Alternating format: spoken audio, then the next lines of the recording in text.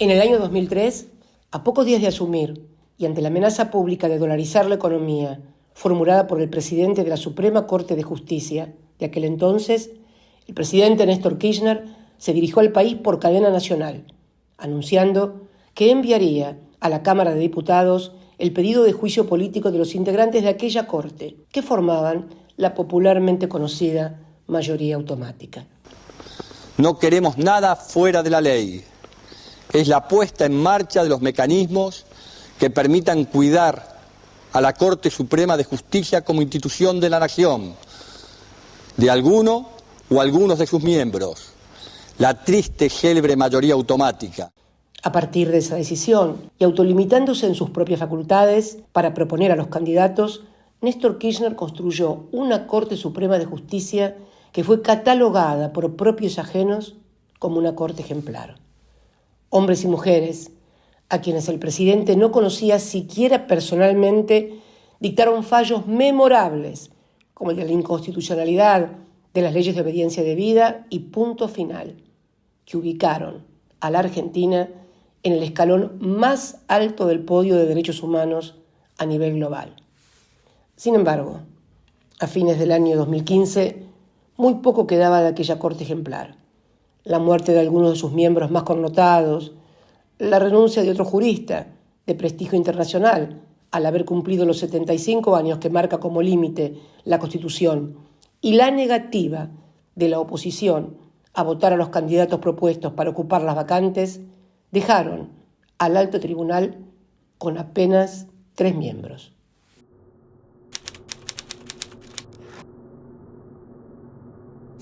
El 10 de diciembre del 2015 asumió como presidente de la Nación Mauricio Macri. Apenas 4 días después tuvo lugar un hecho de extrema gravedad institucional. En abierta y flagrante violación de la Constitución Nacional, Macri firmó un decreto designando en comisión a Horacio Rosati y Carlos Rosengrad como miembros de la Corte Suprema, quienes a su vez aceptaron ser designados de esa forma, violentando la misma Constitución que ellos debían respetar y hacer respetar a todos los ciudadanos. Este episodio constituyó, sin lugar a dudas, un punto de inflexión en la historia del Poder Judicial argentino y la antesala del proceso de persecución política, judicial y mediática que se desató en toda la región, con ejes muy claros en Brasil, Argentina y Ecuador.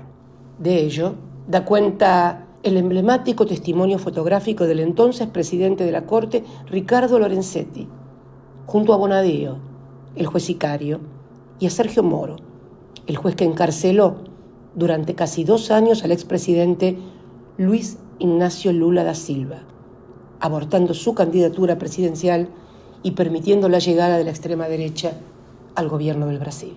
Paralelamente, en los tribunales de Comodoro Pi se inventaba un nuevo método de privación de la libertad que se conoció como la doctrina Irurzun.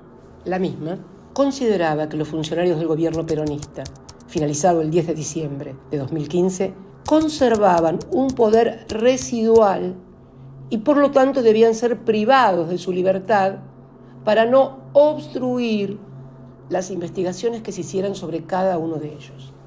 Así, se encarceló a mansalva a dirigentes políticos, sindicales y hasta empresarios de medios no afines con el gobierno de Mauricio Macri. Esa nueva corte no solo convalidó la persecución que aún continúa, sino que además se transformó en un lugar de permanentes intrigas palaciegas y disputas de poder por la presidencia del cuerpo y los recursos del Poder Judicial. Esa lucha culminó el 22 de septiembre del 2021 en un verdadero y auténtico escándalo. Una corte fracturada eligió a Rosati y a Rosengrad como presidente y vice. La decisión se tomó con la ausencia de los otros 2 miembros y Rosati tuvo que autovotarse para poder ser presidente.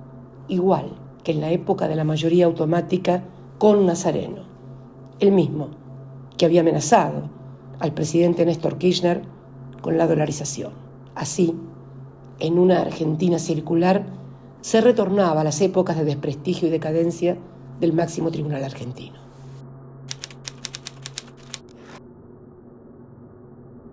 Luego de la renuncia de Elena Hayton, la única mujer de ese cuerpo, la Corte quedó reducida a tan solo 4 miembros y comenzaron entonces a salir a la luz otros escándalos.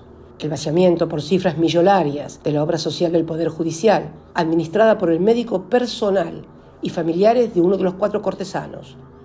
Causas penales contra el nuevo presidente de la Corte por enriquecimiento ilícito y otra vinculada a su pasado como intendente de la ciudad de Santa Fe, en la que recusó al juez que lo investigaba y sospechosamente logró apartarlo.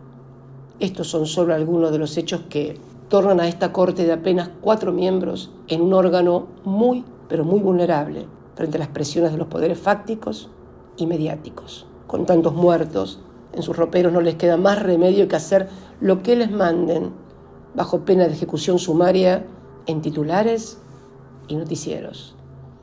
Así es como en el año 2021 sucede algo realmente increíble. Después de 15 años de vigencia ininterrumpida, lo que equivale a casi 4 periodos de gobierno, la Corte de los 4 declara inconstitucional la ley del Consejo de la Magistratura sancionada en el año 2006, a la luz de la cual se designaron más de las 2/3 partes de los magistrados que conforman hoy el Poder Judicial de la Nación.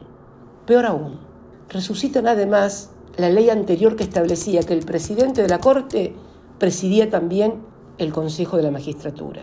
Toda esa maniobra era una vieja cruzada del grupo Clarín que siempre se opuso tenaz y públicamente a aquella reforma del 2006. Queda claro entonces que el objetivo no es solo la presidencia de la Corte, sino intervenir directa y explícitamente sobre todos los magistrados. Proteger a Bruglia y Bertuzzi, designados a dedo por Macri en la Cámara Federal, garantizar su propia impunidad y, fundamentalmente, continuar con la persecución.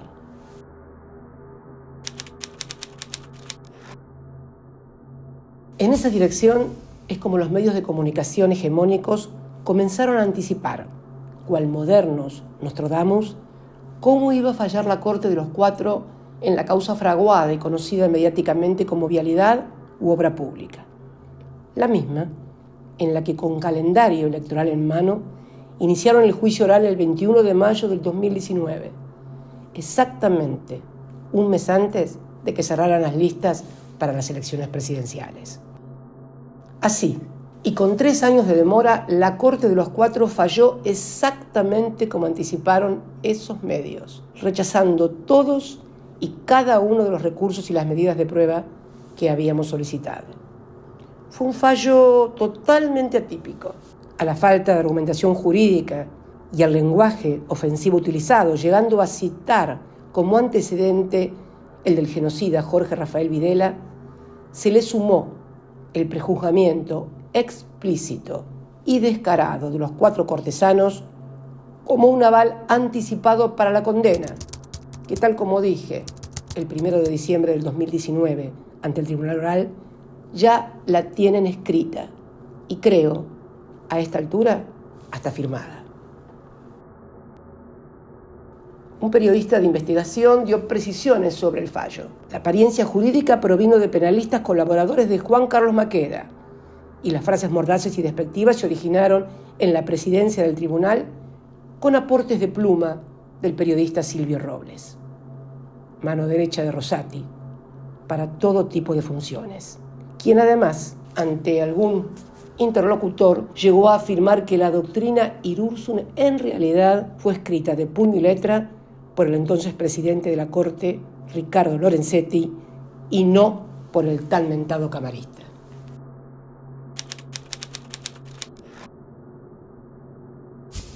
Al día siguiente que la Corte de los 4 emitiera ese fallo, aparece en escena, cual D'Artagnan judicial, uno para todos y todos para uno, el inefable fiscal Stornelli, pidiendo el cierre de la causa penal que investiga el vaciamiento de la obra social del Poder Judicial y que involucraría a Juan Carlos Maqueda. Sí, Stornelli, el mismo que, pese a estar procesado hace más de 2 años por distintos delitos, entre ellos perseguir al ex marido de su actual pareja para intentar plantarle droga, aún continúa siendo fiscal. A cambio, espera el voto favorable de Maqueda en todos los recursos que presentó ante la Corte y así lograr su impunidad en la causa en la que lo están procesando. Lo que se dice un verdadero plan canje. Ya se sabe, en Comodoro Pi una mano lava la otra y las dos juntas lavan la cara.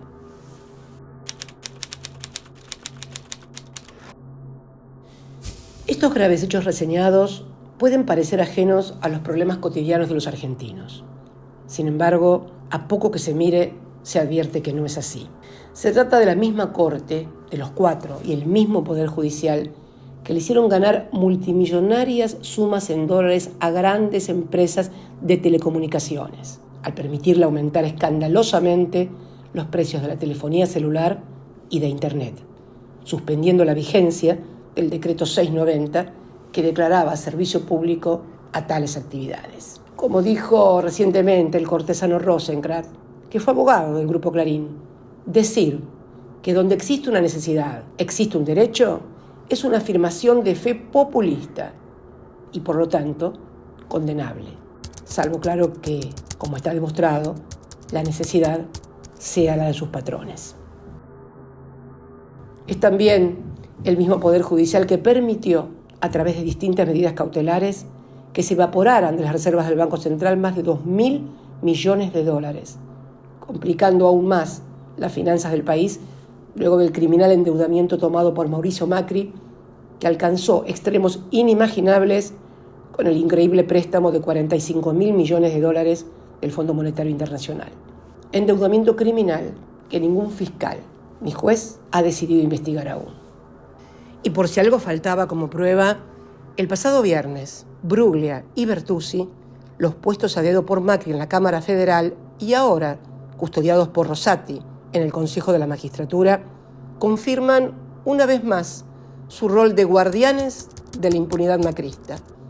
Junto a Llorens, el visitador de Olivos y La Rosada salvan a Macri en la causa de espionaje a los familiares de las víctimas del Ara San Juan, la tragedia más grande de la Armada Argentina en tiempos de paz. La existencia abrumadora de pruebas sobre el espionaje, videos, fotos, grabaciones, testimonio, torna al fallo no solo en algo verdaderamente escandaloso, sino que además marca un peligrosísimo antecedente.